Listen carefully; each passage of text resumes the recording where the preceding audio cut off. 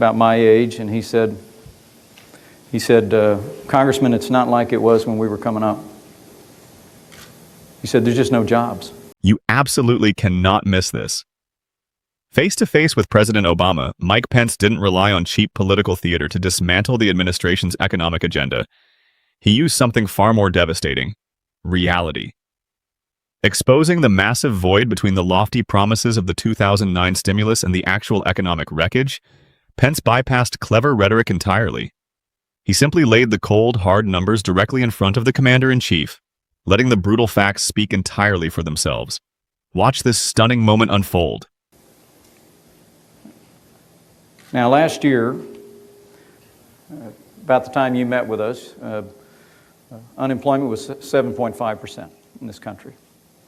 Your administration and your party in Congress told us that we'd have to borrow more than $700 billion to pay for a so-called stimulus bill. It was a piecemeal list of projects and boutique tax cuts, all of which we were told had to be passed, or unemployment would go to 8%, as your administration said. Well, unemployment is 10% now, as you well know, Mr. President. Here in Baltimore, it's considerably higher. Now, Republicans offered a stimulus bill at the same time. It cost half as much as the Democrat proposal in Congress, and using your economic analyst models, it would have created twice the jobs at half the cost. It essentially was across-the-board tax relief, Mr. President. Now, we know you've come to Baltimore today and you've raised this a tax credit which was last promoted by President Jimmy Carter. But the first question I would pose to you very respectfully, Mr. President, is would you be willing to consider embracing, in the name of little David Carter Jr. and his dad, in the name of every struggling family in this country, the kind of across-the-board tax relief that Republicans have advocated, that President Kennedy advocated, that President Reagan advocated, and that has always been the means of stimulating broad-based economic growth? Well, there was a lot packed into that question there, Mike. First of all, let me say I already promised that I'll be writing back to that young man and his family. Thank you. And I appreciate you passing on the letter. Let's talk about just the jobs environment generally. You're absolutely right that when I was sworn in, the hope was that unemployment would remain around 8 or in the 8% range. That was just based on the estimates made by both conservative and liberal economists, because at that point not all the data had trickled in. We had lost 650,000 jobs in December. I'm assuming you're not faulting my policies for that. We had lost, it turns out, 700,000 jobs in January, the month I was sworn in. I'm assuming it wasn't my administration policies that accounted for that. We lost another 650,000 jobs the subsequent month, before any of my policies had gone into effect. So I'm assuming that wasn't as a consequence of our policies. That doesn't reflect the failure of the Recovery Act. The point being that what ended up happening was that the job losses from this recession proved to be much more severe in the first quarter of last year, going into the second quarter of last year, than anybody anticipated. So, I mean, I think we can score political points on the basis of the fact that we underestimated how severe the job losses were going to be. But those job losses took place before any stimulus, whether it was the ones that you guys have proposed or the ones that we proposed, could have ever taken into effect. Now, that's just the fact, Mike, and I don't think anybody would dispute that. You could not find an economist who would dispute that. Now, At the same time, as I mentioned, most economists, Republican and Democrat, liberal and conservative, would say that had it not been for the stimulus package that we passed, things would be much worse. Now, they didn't fill a 7 million hole in the number of people who are unemployed. They probably account for about 2 million, which means we still have 5 million folks in there that we've still got to deal with. That's a lot of people. The package that we put together at the beginning of the year, the truth is, should have reflected, and I believe reflected, what most of you would say are common sense things. This notion that this was a radical package is just not true. A third of them were tax cuts, and they weren't, when you say they were boutique tax cuts, Mike, 95% of working Americans got tax cuts. Small businesses got tax cuts. Large businesses got help in terms of their depreciation schedules. I mean, it was a pretty conventional list of tax cuts.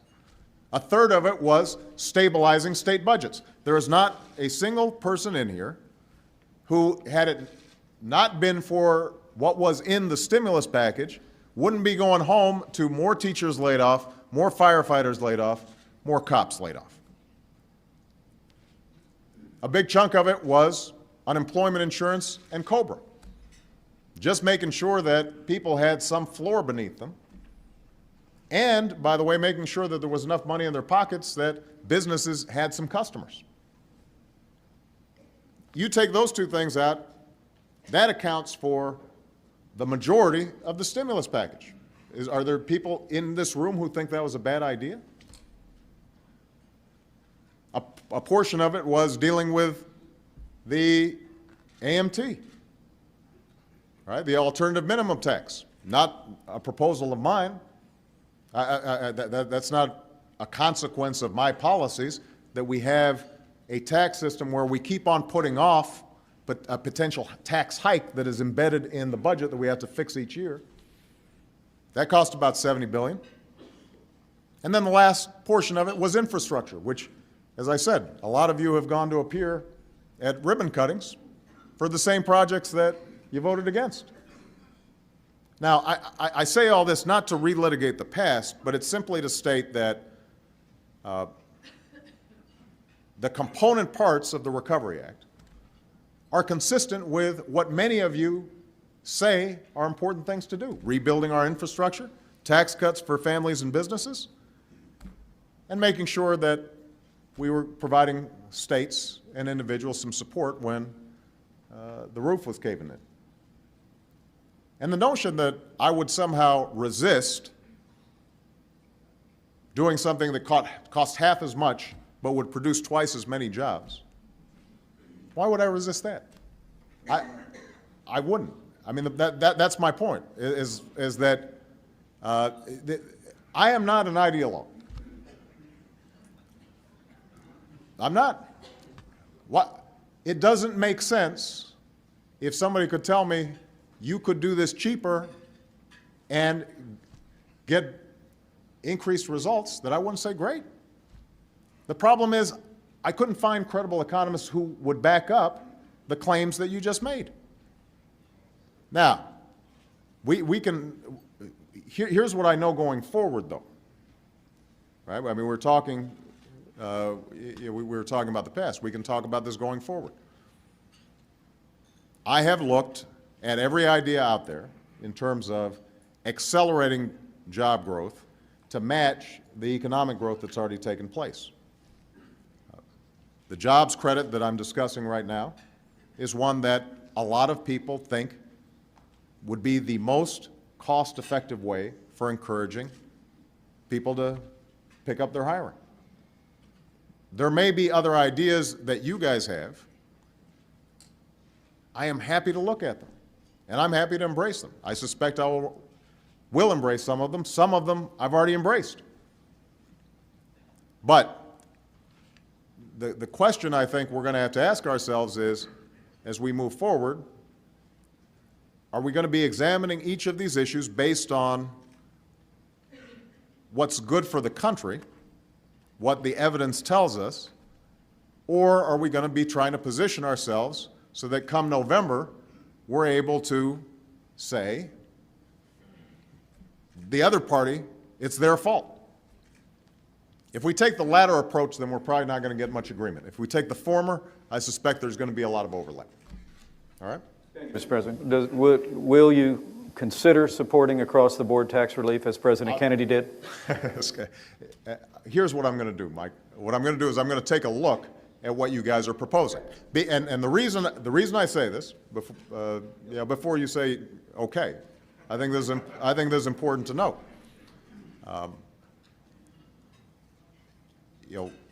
What you may consider across-the-board tax cuts could be, for example, greater tax cuts for people who are making $1 billion. I may not agree to a tax cut for Warren Buffett. You may be calling for a across-the-board tax cut for the banking industry right now. I may not agree to that. So, I think that we've got to look at what specific proposals you're putting forward. And this is the last point I'll make. If you're calling for just across-the-board tax cuts, and then on the other hand saying that we're somehow going to balance our budget, I'm going to want to take a look at your math and see how that works. Because the issue of deficit and debt is another area where there has been a tendency for some inconsistent statements. How's that? Mike Pence looked directly at President Obama and ruthlessly deconstructed the administration's core economic defense, cornering the commander-in-chief with the very promises his own team had broken.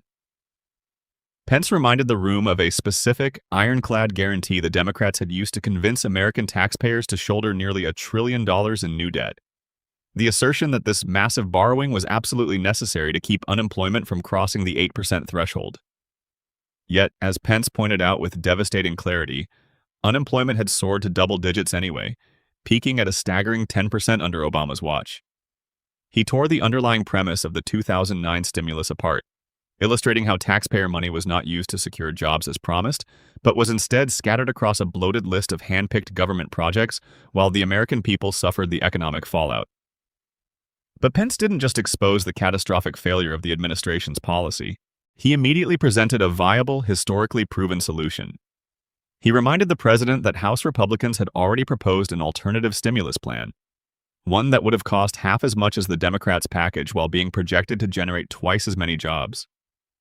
The fundamental difference between the two approaches was a stark choice between government micromanagement and true economic freedom.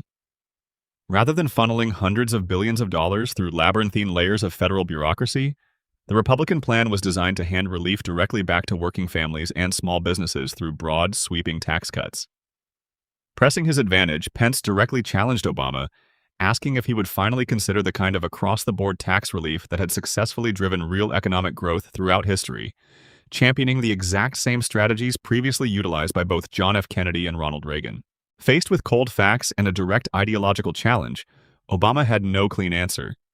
Instead of addressing the collapse of his signature economic promise, the president retreated into a long, evasive explanation, insisting that the staggering job losses were not his fault, and relying on the unprovable claim that things would have been drastically worse without his massive spending package.